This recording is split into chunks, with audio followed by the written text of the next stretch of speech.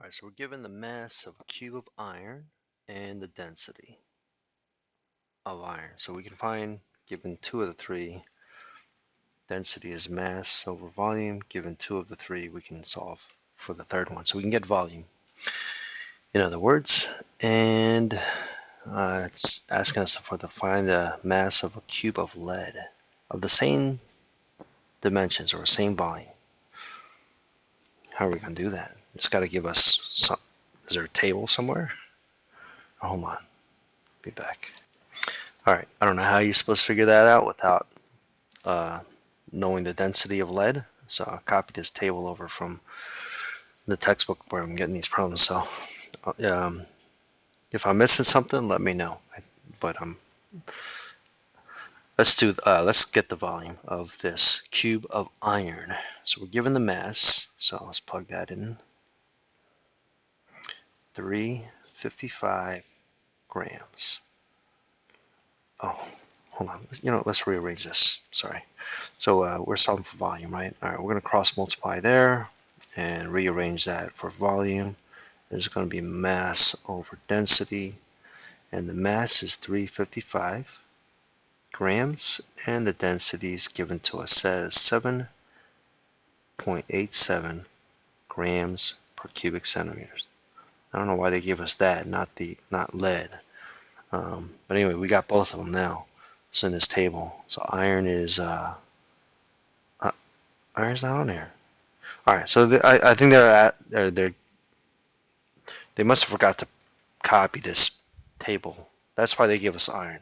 All right, it's starting to make sense now. They gave us iron because it's not on this table, and they didn't give us lead because they assumed that we had this table. That's what I'm thinking. All right, so let's plug that in. Calculators. 355 divided by 7.87 is 45.1. So the volume of this cube, or for both cubes because they're both the same dimensions, is 45.1. I'm not going to round you here, so 1 I'll go, is cubic centimeters. Right? I'll round at the very end when I have to. Otherwise, I keep chipping away my my exactness of the number. All right, so let's move on to this lead. So lead is also going to have the same volume, and now we can use the density of lead to find the mass. All right, so let's rearrange this equation one more time. Now this time for lead. All right, we're going to cross multiply that way and get mass is equal to density times volume. We know the density of lead is in this table. 11.3 grams per cubic centimeters.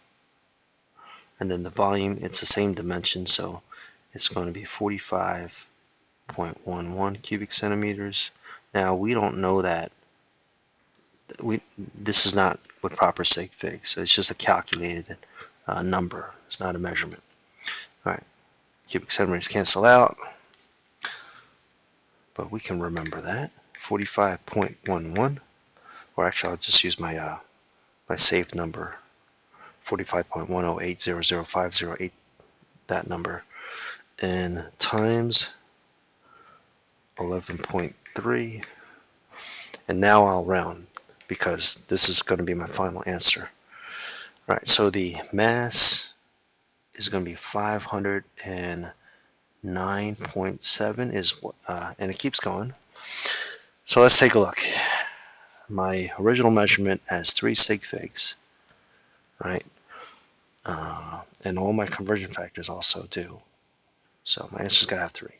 So it's going to be 500. That's not a 5.